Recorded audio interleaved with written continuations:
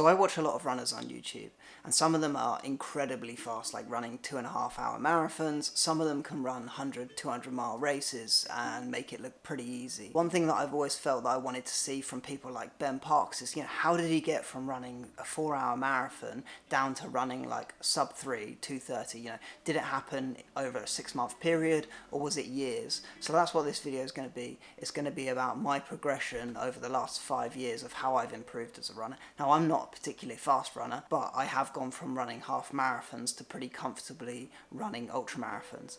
So I started running in 2017, almost exactly 5 years ago. And pretty much from the start, I realised that I could run a half marathon. And within the first 2 months of getting into running, I made the decision to sign up to my first marathon. And now 5 years later, I'm running ultramarathons. So I've just done a 50 miler, I've got 100k in a couple of months. And next year, I want to run my first 100 miler. So I'm going to talk through my training in terms of 4 phases, but also in terms of years and seasons.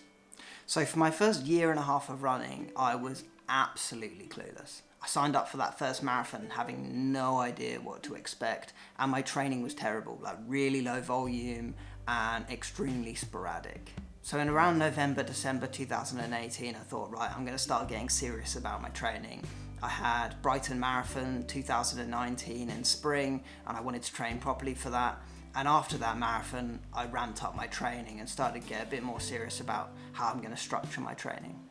And that all built up to my training block in January to March of 2020, when I got into probably the best fitness I'd ever been, and then Brighton Marathon got cancelled. And it kind of left me in a bit of a limbo. So that's when I decided I would train for an ultramarathon. I spent the summer of 2020 doing really high volume, and then training for my first ultramarathon. Now this period was, there was some good and bad, super high volume, but then I also got injured and I had my master's degree, so there was definitely some challenges in that period. And then since autumn 2021, about 6 months ago, I've been really focusing on the longer distances. So shifting my focus away from marathons and more towards ultramarathons and training up for these longer races. So what I'm going to do now is I'm going to go through each of those 4 phases in a bit of detail and kind of talk about how the training changed over that period. Right, let's talk about this first phase of training, what I've called clueless running. This whole phase was about training for my first marathon, but I had absolutely no idea what I was doing. I had no weekly structure to my training. I basically had a monthly distance goal. If I look back at my training was terrible. I'd do like a half marathon, and then 3 days later, after doing no running in between, I'd run another half marathon. I went into that first marathon not really knowing what to do, and I took no calories with me, and so about 30k into that race, I absolutely crashed. The last 10k was the single most painful thing I've ever done in my life. The first thing I said after that marathon was, I'm never doing that again. And it took me like 2-3 weeks just for my energy levels to come back. I really did scrape the bottom of the barrel in that race because I didn't train properly and I didn't fuel properly. And it affected me so much that I took 2 months off running after that. I didn't run at all. But 2 months later, I did sign up to run Brighton Marathon again. The next phase is when I got pretty serious about training for marathons. I wanted to do better than 4:01. So in December 2018, I decided, right, I'm going to get into shape, I'm going to lose weight, and I'm going to get serious about my training. And I started to really ramp up my volume. My training was still super unstructured. I had no weekly training goals in terms of distance. Everything was still right. I want to run this amount of distance in a month. And I was like, right, I need to do some 30, 35k long runs just to get used to it. But I wasn't really ready for them. So those long runs were absolutely destroying me. But somehow I got to that marathon and I managed to run 3:32. Now that marathon in spring 2019 is still my marathon PB, just because I haven't had the opportunity to train for a fast marathon since then.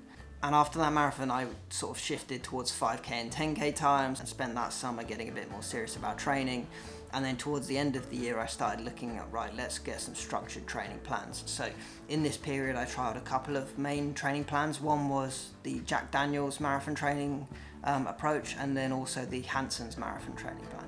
I really didn't like the Hanson's. I found that I was just absolutely wrecked during that training. I really liked the Jack Daniels training approach. So all of the variety of the speed sessions I absolutely loved, like the V-Dot table which shows you the pace you should be running each of your intervals based on your latest 5k time.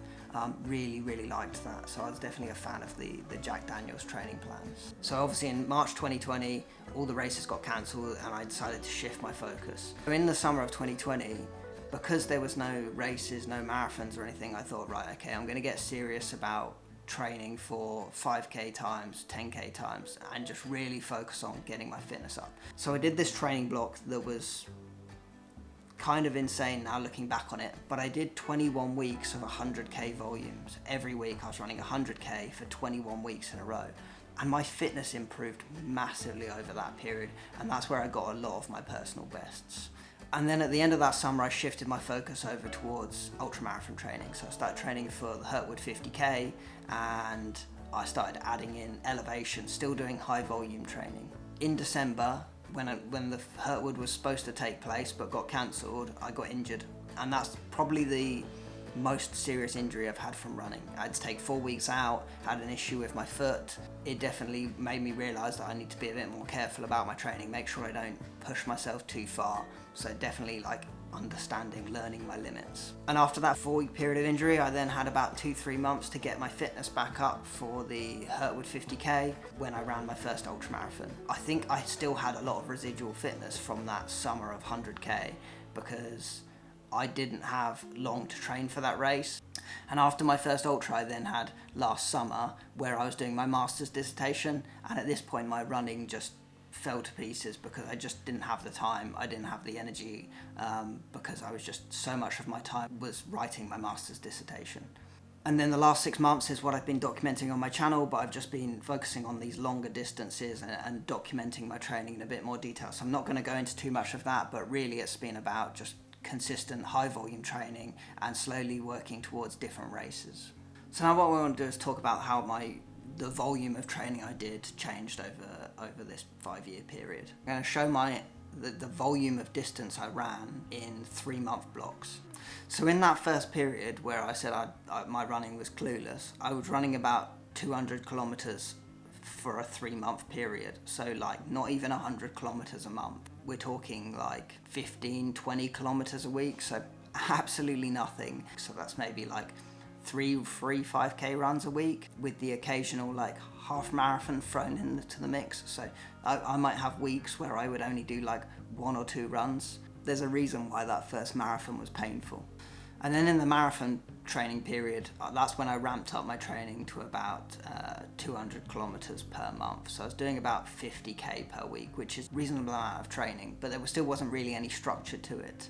And then in the summer of 2020, that's when I got really serious about the amount of volume I was doing, really ramped it up and had a long period of high volume. So you can see I was doing about 400 kilometers per month consistently for about 6 months. From a volume perspective, that was the peak. And then towards the end of 2020, I got injured, so my volume dropped, and then I ramped it back up for the Hurtwood, and then during my master's dissertation, it dropped again.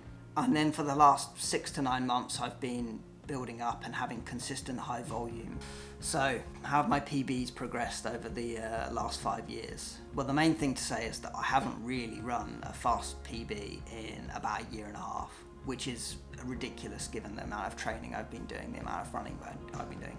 But I just haven't entered any races or tried any efforts. Now, in the first 1.5 years, I ticked off a bunch of different PBs, but I'm not going to go too much into the detail of them.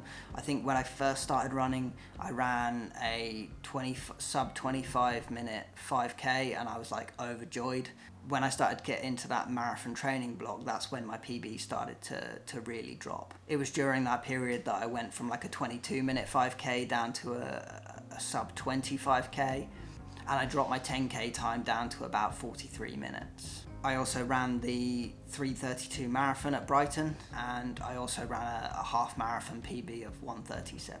And then during that summer of 2020, when I was doing the high volume 100k weeks, that's when I dropped my 5k time down to about 19:26. And I also broke my half marathon PB, but this was in a training run. So I was doing a 16k at marathon effort, and then 5k was just easy jog home. And I got home and realised that I'd run a half marathon PB whilst just out doing a training run that wasn't even a half marathon distance. So if I'd have gone out to run a half marathon race, I definitely would have done better than that time.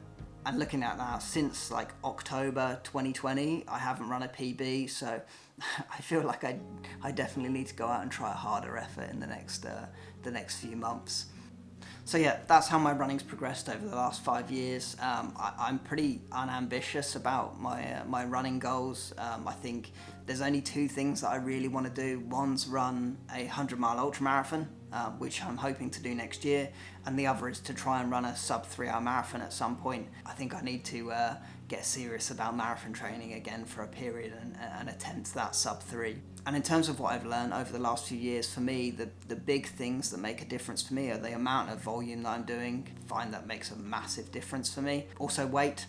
I am somebody who is a bit greedy when it comes to junk food, and I do have a habit of like fluctuating in my weight quite a lot. So sometimes I'll be like 80 kilos, other times I'll be like 65. That's definitely something that I need to manage. I also find that having a weekly structure with my training makes a big difference. Ever since I shifted towards having more structured weekly training, I've seen my fitness improve quite a lot. You know, making sure that I've got the right rest periods after like hard sessions, and that I'm going out and making sure that I'm training in all the different zones.